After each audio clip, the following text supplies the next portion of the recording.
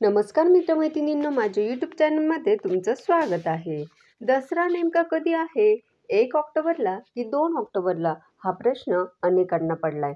चला तर हा संभ्रम दूर करूया आणि दसऱ्याच्या या पवित्र सणाबद्दल संपूर्ण माहिती जाणून घेऊया. दिवाळीच्या आधी येणारा वाईटावरच्या विजयाचा, शौर्याचा आणि प्रारंभाचा प्रतीक असलेला दसरा अर्थात विजयादशमी हा सण आपल्या जीवनात नवीन ऊर्जा घेऊन येतो. हिंदू पंचांगानुसार अश्विन महिन्यातील शुक्ल पक्षाच्या दशमी तिथीला विजयादशमी साजरी केली जाते. यावर्षी म्हणजे 2025 मध्ये दशमी तिथी 1 ऑक्टोबर रोजी संध्याकाळी 7:01 सुरू होईल आणि 2 ऑक्टोबर रोजी संध्याकाळी 7:10 समाप्त होईल. उदय तिथीनुसार म्हणजेच दसरा विजयादशमी 2 ऑक्टोबर 2025 रोजी गुरुवारी साजरा केला जाणार आहे. दसरा साजरा करण्यामागे 2 मुख्य पौराणिक कथा आहेत. पहिली आणि सर्वात प्रसिद्ध कथा म्हणजे भगवान श्रीरामचंद्रांनी याच दिवशी लंकापती रावणाचा वध करून असत्यावर सत्याचा विजय मिळवला होता. दुसरी कथा म्हणजे देवी दुर्गेने 9 दिवसांच्या घनघोर युद्धानंतर महिषासूर राक्षसाचा वध याच दिवशी याच तिथीला केला होता. म्हणूनच हा दिवस विजयादशमी म्हणून ओळखला जातो, जो वाईट शक्तींचा नाश आणि चांगल्या विजय दर्शवतो. या वर्षीच्या दसऱ्याला अनेक शुभयोग जुळून आले आहेत, ज्यामुळे हा दिवस आणखी फलदायी ठरणार आहे. ज्योतिषशास्त्रानुसार या दिवशी दिवसभर रवी योग प्रबल राहील, ज्यामुळे जीवनात सकारात्मकता आणि यशाचा मार्ग मोकळा होतो. यासोबतच सुकर्म योग आणि धृती योग देखील तयार होत आहेत, जे कोणतेही शुभ कार्य सुरू करण्यासाठी अत्यंत फायदेशीर मानले जातात.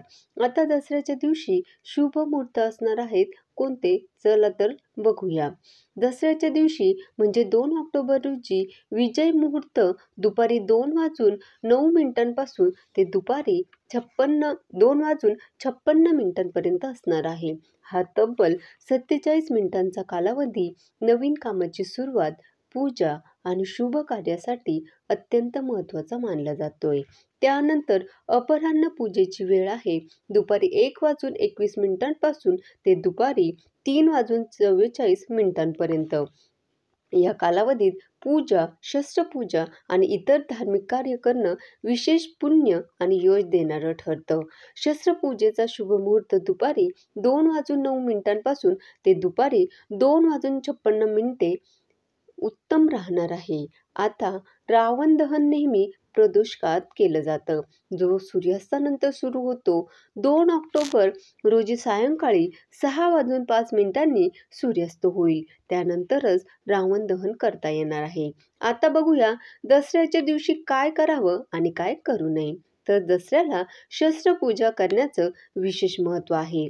आपल्या घरातील शस्त्र, वाहनं, अवजारं, पुस्तकं आणि व्यवसायाची साधनं याची पूजा करावी. यामुळे व्यवसायात भरभराट आणि कामात यश मिळण्यास मदत होते असंही सांगितलं जातं. त्यानंतर सीमोल्लंघन.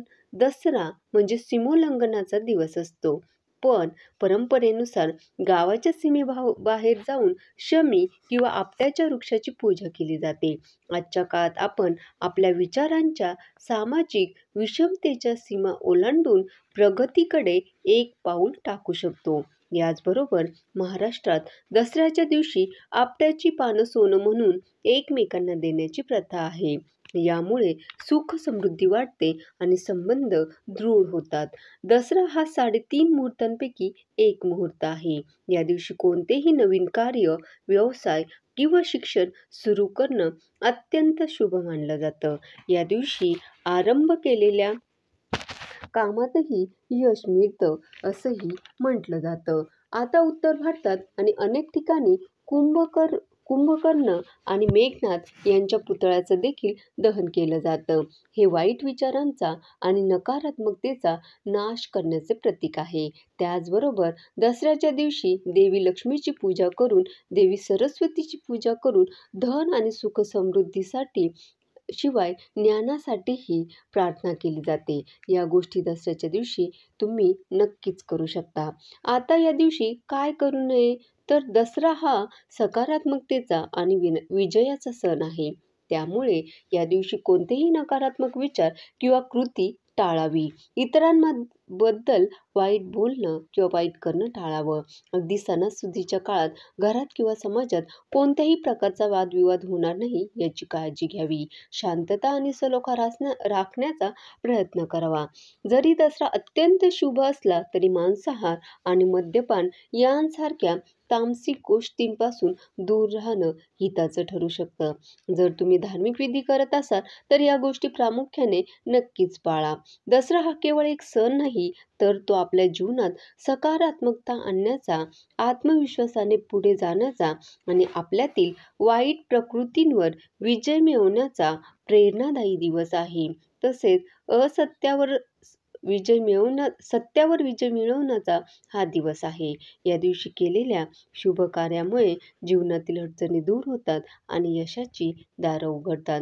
आपट्याच्या पानांच्या देवाणघेवाणीतून आपण केवळ सोनाचीच नाही तर प्रेम, सद्भावना आणि एकोप्याची देवाणघेवाण करतो. हा दिवस आपल्याला हे शिकवतो की जीवनात कितीही अंधार असला तरी सत्य आणि सद्गुण शेवटी याचाच विजय होतो. धन्यवाद.